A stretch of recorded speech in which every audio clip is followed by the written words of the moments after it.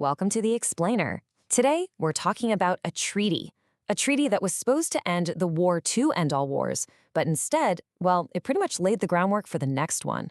We're going back to 1919 to figure out how this so-called peace went so wrong so fast.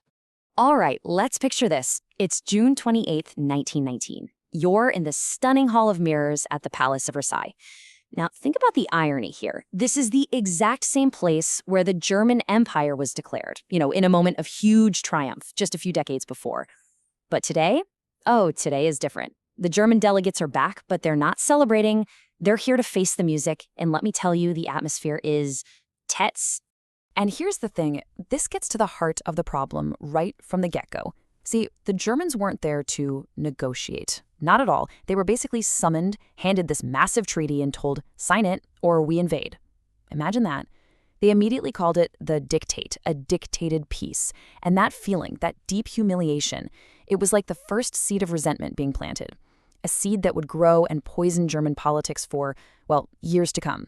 Okay, so what do you really need to get out of all this? Let's make this simple. We're going to focus on 3 key things to really understand the long-term damage this treaty caused. First up, we're going to tackle that notorious war guilt clause and what it did to the German mindset. Then we'll get into the nitty-gritty of the territorial and military punishments they slapped on Germany.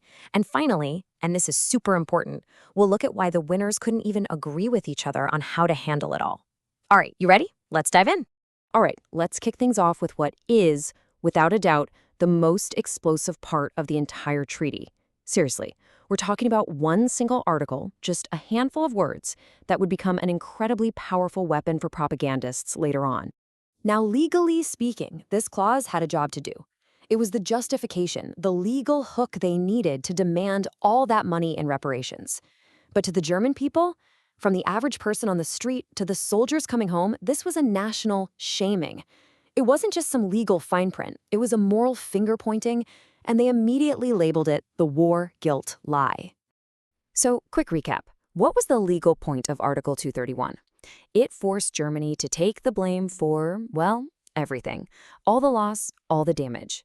And that little sentence was the green light for all the punishments that followed, especially the huge bill they were about to get. And speaking of punishments, let's talk about the money. The financial penalty was frankly mind-boggling. The idea wasn't just to get paid back for the war.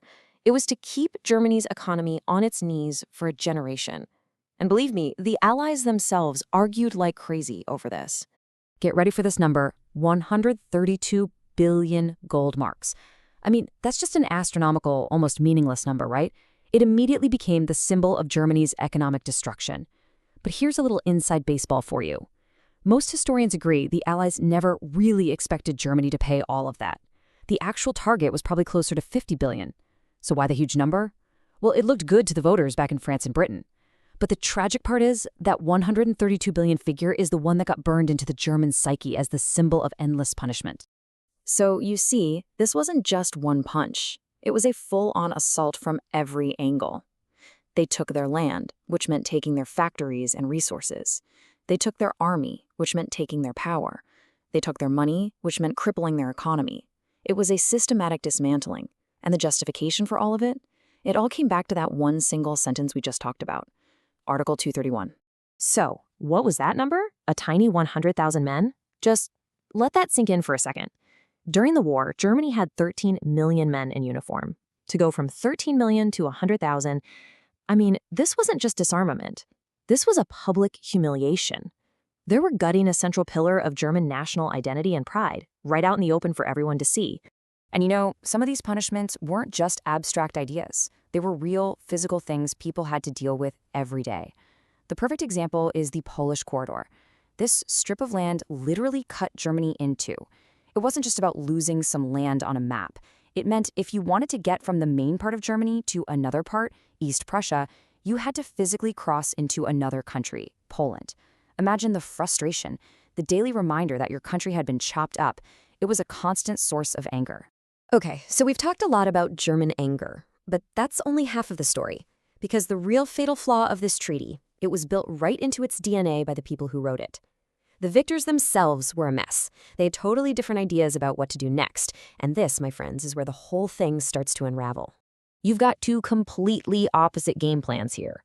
In one corner, you have France, led by a guy nicknamed the Tiger, George Clemenceau. And you have to remember, France had been invaded by Germany twice in living memory. For them, this was personal. It was about security, about making sure Germany could never do it again. So their goal? Weaken Germany permanently. Then, in the other corner, you have Britain. They're looking at the map and thinking, we need a strong German economy to trade with. And you know what? A stable Germany would be a great wall against that new communist Russia. So one country wants to crush Germany, the other wants to rebuild it. See the problem?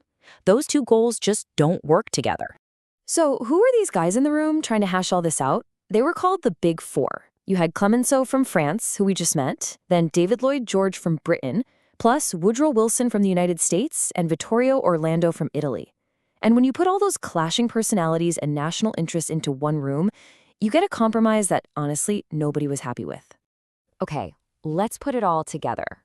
We have a humiliated, angry Germany on one side and a fractured, bickering group of victors on the other. It's a recipe for disaster. Now let's really connect the dots and see how the physical map and the psychological damage of this treaty created the perfect storm for what was to come. So look at what we've got. On the one hand, a physical wound on the map, that Polish corridor splitting the country, a constant visible scar. On the other hand, you have this deep psychological wound, Article 231, the war guilt clause, branding the entire nation. So what happens when you combine a scarred map with a scarred national soul? Well, you create the perfect breeding ground for radical, angry nationalism. And this is the ultimate tragic irony of the whole thing.